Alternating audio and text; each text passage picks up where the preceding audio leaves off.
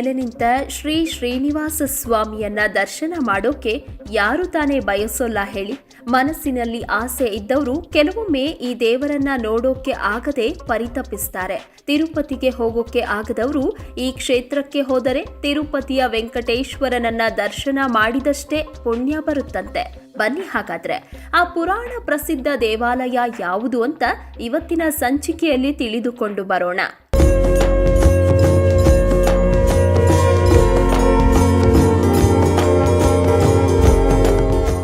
ಮಾ ಎಂದರೆ ಲಕ್ಷ್ಮಿ, ಗಡಿ ಎಂದರೆ ನಿವಾಸ ಎಂಬರ್ಥವಾಗಿದ್ದು ಈ ಮಾಗಡಿ ಕ್ಷೇತ್ರವನ್ನ ಮಾಂಡವ್ಯ ಕ್ಷೇತ್ರ ಎಂದು ಕರೆಯಲಾಗುತ್ತೆ. ಹಿಂದೆ ಇಲ್ಲಿ ಕಣ್ವ ಮತ್ತು ಶುಕ ಮುನಿಗಳು ಕೂಡ ತಪಸ್ಸನ್ನ ಆಚರಣೆ ಮಾಡಿದ್ದರೆಂದು ಹೇಳಲಾಗ್ತಾ ಇದ್ದು, ಈ ಪ್ರದೇಶದಲ್ಲಿಯೇ ಮಾಂಡವ್ಯರು ಪ್ರತಿಷ್ಠಾಪನೆ ಮಾಡಿದ್ದ ವೆಂಕಟೇಶ್ವರನ ವಿಗ್ರಹವನ್ನ ನಾವು ಕಣ್ತುಂಬಿಕೊಳ್ಳಬಹುದಾಗಿದೆ. ಈ ದೇಗುಲದಲ್ಲಿ ಹಲವಾರು ವಿಗ್ರಹಗಳು ಪೂರ್ವಾಭಿಮುಖವಾಗಿವೆ. ಆದರೆ 4.5 ಅಡಿ ಎತ್ತರವಿರುವ ಶ್ರೀರಂಗನಾಥ ಸ್ವಾಮಿಯ ವಿಗ್ರಹವನ್ನ ಮಾತ್ರ ಪಶ್ಚಿಮಾಭಿಮುಖವಾಗಿ ಪ್ರತಿಷ್ಠಾಪನೆ ಮಾಡಲಾಗಿದೆ. ಇದೇ ಕಾರಣದಿಂದ ಈ ದೇವರನ್ನ ಪಶ್ಚಿಮ ವೆಂಕಟಾಚಲಪತಿ ಎಂದೇ ಕರೆಯಲಾಗ್ತಾ ಇದ್ದು, ಈ ಕ್ಷೇತ್ರಕ್ಕೆ ಬಂದರೆ ತಿರುಪತಿ ತಿಮ್ಮಪ್ಪನನ್ನ ದರ್ಶನ ಮಾಡಿದಷ್ಟೇ ಪುಣ್ಯ ಬರುತ್ತೆ ಎಂದು ಹೇಳಲಾಗುತ್ತೆ. ಇನ್ನು ಇಲ್ಲಿ ಮಾಂಡವ್ಯರು ಆರಾಧಿಸುತ್ತಿದ್ದ ಸ್ವಯಂಭೂ ರೂಪದ ಸಾಲಿಗ್ರಾಮವಿದ್ದು, ಇಲ್ಲಿ ಎಷ್ಟು ಕೊಡ ನೀರು ಅಭಿಷೇಕ ಮಾಡಿದ್ರೂ ಅಭಿಷೇಕದ ನೀರು ಒಂದು ಹನಿಯೂ ಇರದಂತೆ ಇಂಗಿ ಹೋಗುವುದು ಈ ಕ್ಷೇತ್ರದ ಮಹಿಮೆಯಾಗಿದ್ದು, ಆ ನೀರು ಎಲ್ಲಿಗೆ ಹರಿದು ಹೋಗುತ್ತೆ ಎಂದು ಇದುವರೆಗೂ ತಿಳಿಯಲಾಗದೆ ರಹಸ್ಯವಾಗಿ ಉಳಿದುಕೊಂಡಿದೆ. ಅಲ್ಲದೆ ಚೈತ್ರ ಮಾಸದ ಉತ್ತರಾಯಣ ಕಾಲದ ಸೂರ್ಯಾಸ್ತದ ಸಮಯದಲ್ಲಿ ಸೂರ್ಯನ ಕಿರಣಗಳು ಮೊದಲು ಮೂರ್ತಿಯ ಕಿರೀಟವನ್ನ ಸ್ಪರ್ಶಿಸಿ ನಂತರ ರಂಗನಾಥನ ಮೂರ್ತಿಯ ಮೇಲೆ ಚುಂಬಿಸುತ್ತವೆ. ಇಂತಹ ವಿಸ್ಮಯಕಾರಿ ಘಟನೆಯನ್ನ ಈ ದೇಗುಲದಲ್ಲಿ ಮಾತ್ರ ನೋಡಬಹುದಾಗಿದ್ದು, ಉತ್ತರಾಯಣ ಕಾಲದಲ್ಲಿ ನಡೆಯುವ ಈ ವೈಶಿಷ್ಟ್ಯವನ್ನ ನೋಡೋದೇ ಕಣ್ಣಿಗೊಂದು ಹಬ್ಬವಾಗಿದೆ.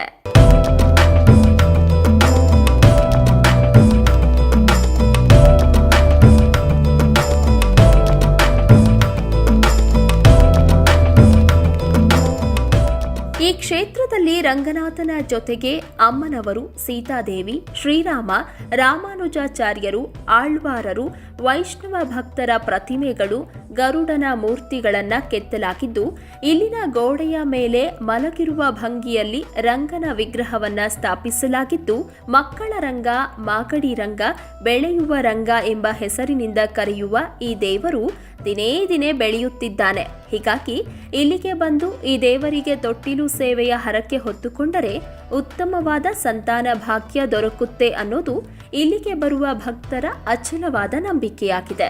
ಇಲ್ಲಿರುವ ರಂಗನಾಥ ಸ್ವಾಮಿಗೆ ಮೈಸೂರಿನ ನವಕೋಟಿ ನಾರಾಯಣ ಎಂಬ ಬಿರುದಾಂಕಿತರಾದ ಚಿಕ್ಕದೇವರಾಜ ಒಡೆಯರು ಬಂಗಾರದ ಕಿರೀಟವನ್ನ ಸಮರ್ಪಣೆ ಮಾಡಿದ್ದು, ಇವರು ಮಾಂಡವ್ಯ ತೀರ್ಥಕ್ಕೆ ಕಟ್ಟೆಯನ್ನ ಸಹ ಕಟ್ಟಿಸಿದ್ದಾರೆ. ಪ್ರತಿ ವರ್ಷ ಏಪ್ರಿಲ್ ತಿಂಗಳಿನಲ್ಲಿ ಇಲ್ಲಿ 15 ದಿನಗಳ ಕಾಲ ಅದ್ದೂರಿಯಾಗಿ ಜಾತ್ರೆ ನಡೆಯುತ್ತೆ. ರಥೋತ್ಸವದ ಸಮಯದಲ್ಲಿ ದೇವರಿಗೆ ಚೂರ್ಣಾಭಿಷೇಕ, ತೀರ್ಥ ಸ್ನಾನ, ತೆಪ್ಪೋತ್ಸವ, ಪಲ್ಲಕ್ಕಿ ಉತ್ಸವಗಳನ್ನ ನೆರವೇರಿಸಲಾಗುತ್ತೆ. ಈ ಸಮಯದಲ್ಲಿ ನಡೆಯುವ ಬ್ರಹ್ಮರಥೋತ್ಸವದಲ್ಲಿ ಲಕ್ಷಾಂತರ ಮಂದಿ ಪಲ್ಲಕ್ಕಿಯಲ್ಲಿ ಕುಳಿತ ರಂಗನಾಥನನ್ನ ದರ್ಶನ ಮಾಡಿ ಪುನೀತರಾಗ್ತಾರೆ. ಇನ್ನು ಧನುರ್ಮಾಸದಲ್ಲಿ ಸ್ವಾಮಿಗೆ ವಿಶೇಷ ಪೂಜಾ ಕೈಂಕರ್ಯಗಳನ್ನ ಮಾಡಲಾಗ್ತಾ ಇದ್ದು, ಈ ಸಮಯದಲ್ಲಿ ಇಲ್ಲಿಗೆ ಬಂದು ದೇವರನ್ನ ಪೂಜಿಸೋದ್ರಿಂದ ಸಕಲ ಇಷ್ಟಾರ್ಥಗಳು ಸಿದ್ಧಿಯಾಗುತ್ತೆ ಎಂದು ಹೇಳಲಾಗುತ್ತೆ.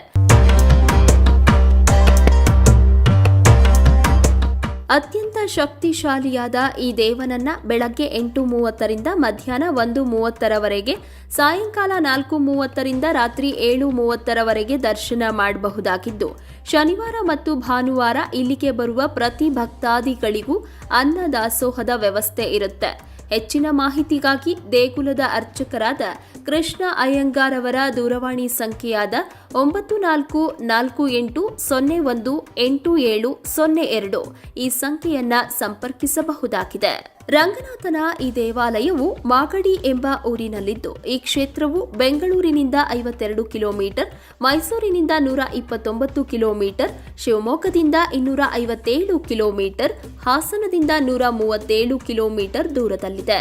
ಈ ದೇಗುಲಕ್ಕೆ ಬೆಂಗಳೂರು, ತಾವರೆಕೆರೆ, ತಿಪ್ಪಗೊಂಡನಹಳ್ಳಿ, ಕುಣಿಗಲ್ನಿಂದ ನೇರವಾಗಿ ಬಸ್ ಸೌಲಭ್ಯವಿದ್ದು ಬೆಂಗಳೂರನ್ನ ತಲುಪಿ ಅಲ್ಲಿಂದ ಸರ್ಕಾರಿ ಬಸ್ ಅಥವಾ ಖಾಸಗಿ ಬಸ್ ಮೂಲಕ ಸುಲಭವಾಗಿ ಮಾಗಡಿಯ ಈ ದೇಗುಲಕ್ಕೆ ತೆರಳಬಹುದಾಗಿದೆ. ಸಾಧ್ಯವಾದರೆ ನೀವು ಒಮ್ಮೆ ಈ ದೇವರ ದರ್ಶನ ಮಾಡಿ ತಿರುಪತಿ ತಿಮ್ಮಪ್ಪನನ್ನ ನೋಡಿದಷ್ಟೇ ಸಿಗುವ ಪುಣ್ಯವನ್ನ ಪ್ರಾಪ್ತಿ ಮಾಡಿಕೊಳ್ಳಿ ಅಂತ ಹೇಳ್ತಾ ಇವತ್ತಿನ ಧರ್ಮ ದೇಗುಲ ದರ್ಶನ ಕಾರ್ಯಕ್ರಮವನ್ನ ಮುಗಿಸ್ತಾ ಇದ್ದೇವೆ. ವೀಕ್ಷಕರ ಗಮನಕ್ಕೆ, ನಿಮ್ಮ ಅನಿಸಿಕೆ ಅಥವಾ ಅಭಿಪ್ರಾಯಗಳನ್ನು ಕಮೆಂಟ್ ಮುಖಾಂತರ ವ್ಯಕ್ತಪಡಿಸಬಹುದು. ಹಾಗೂ ನಿಮ್ಮ ಸುತ್ತಮುತ್ತ ಇದೇ ತರಹದ ಅದ್ಭುತ ದೇವಾಲಯಗಳಿದ್ದರೆ ಅದರ ಸಂಪೂರ್ಣ ಮಾಹಿತಿಗಳನ್ನು ನಮಗೆ ಇಮೇಲ್ ಮುಖಾಂತರ ತಿಳಿಸಬಹುದು. ನಮ್ಮ ಇಮೇಲ್ ಐಡಿ inspireKannada@gmail.com. ಮುಂದಿನ ಸಂಚಿಕೆಯಲ್ಲಿ ಮತ್ತೊಂದು ವಿಶೇಷವಾದ ದೇಗುಲದ ಮಾಹಿತಿಯೊಂದಿಗೆ ನಿಮ್ಮ ಮುಂದೆ ಬರ್ತೀವಿ. ಈ ವಿಡಿಯೋ ನಿಮಗೆ ಇಷ್ಟವಾಗಿದ್ದಲ್ಲಿ ದಯವಿಟ್ಟು ನಮ್ಮ ಚಾನೆಲ್ನ ಸಬ್ಸ್ಕ್ರೈಬ್ ಮಾಡಿ ಹಾಗೂ ಬೆಲ್ ಬಟನ್ನ ಕ್ಲಿಕ್ ಮಾಡಿ. ವಂದನೆಗಳು.